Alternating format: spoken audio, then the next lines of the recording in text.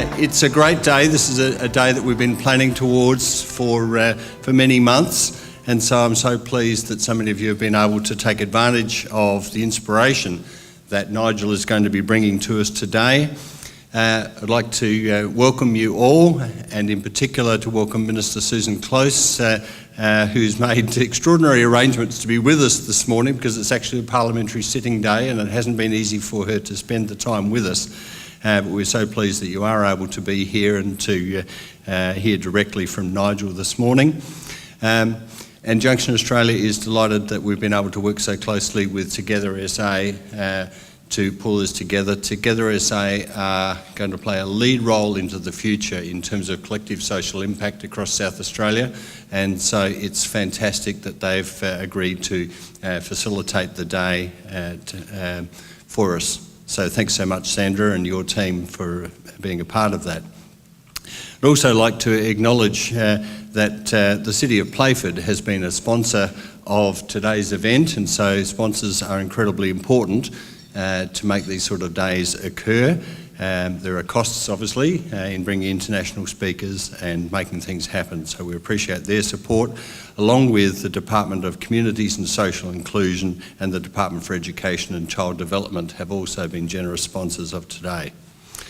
So we thank you for that, and I also need to mention that we are meeting this week in Anti-Poverty Week, and so today's event recognises that in many cases we are working on behalf of children in families that are struggling to bring up their children in conditions of adversity, often including poverty, and so today is registered as part of Anti-Poverty Week. As we kick off today,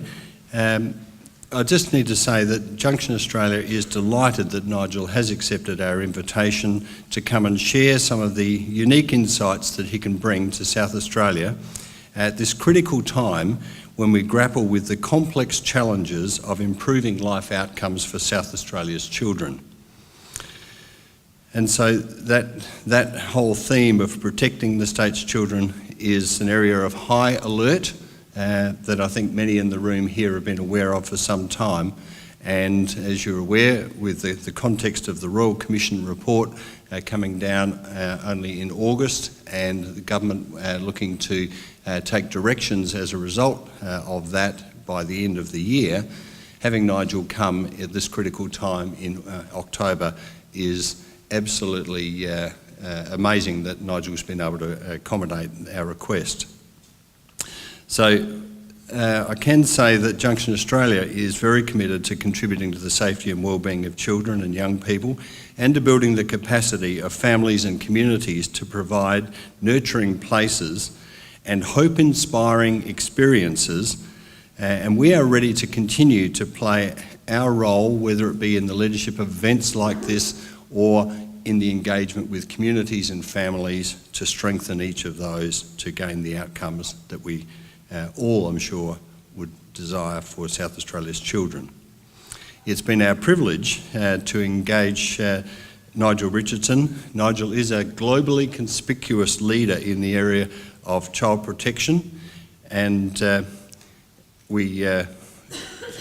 just so pleased to have Nigel here. I've had numerous opportunities over recent months on Skype sessions with Nigel as we've talked about what we might hope to achieve through these conferences. And today's conference is mirrored on Thursday by a Southern Adelaide conference so that Nigel's wisdom and insights can be shared broadly. Nigel and I have, in sharing those insights into the work that's been done, we've had various points of interest, but my privilege has been to be inspired, to say the least, by the work that Nigel and his team in the City of Leeds have undertaken, but also to be working with a man that is conspicuous for the depth of his understanding, his compassion for children and families, is, I'm sure you will see very quickly, comes through so strongly. He's responsible for leading what's with a significant initiative in the City of Leeds. And the City of Leeds is about 900,000 people, and it's the third largest city in the United Kingdom. And so a substantial population, Adelaide and South Australia, of course, being slightly larger, but nevertheless, I think the insights of the City of Leeds and the determination they've made to make change can be an inspiration to us. And his efforts have been absolutely transformational, as you'll get a sense of when he's speaking with us. One of the things, perhaps to give you a sense of the credibility of that work, the Child Friendly Leeds has been widely recognised across the UK, and Nigel is working with other jurisdictions around the globe. But just during 2016, Child Friendly Leeds has been named Children's Service of the Year, Local Authority of the Year, Family Valued Program of the Year. Just 3 significant recognitions in the United Kingdom just this year alone. His inspiring work dramatically turned the curve, and in fact turned curves within curves, to get better outcomes in the areas of child protection and well-being. The simple story is that since 2010, when the City of Leeds was in a very similar scenario to what we are facing now in South Australia in 2016, since that time, over that 5-year period, Nigel's work has completely refocused the City of Leeds on the centrality of children and the role of children in the economic growth and prosperity of the city. And I just think that is a work of brilliance, to link the welfare of children to the economic prosperity of a population and an economy.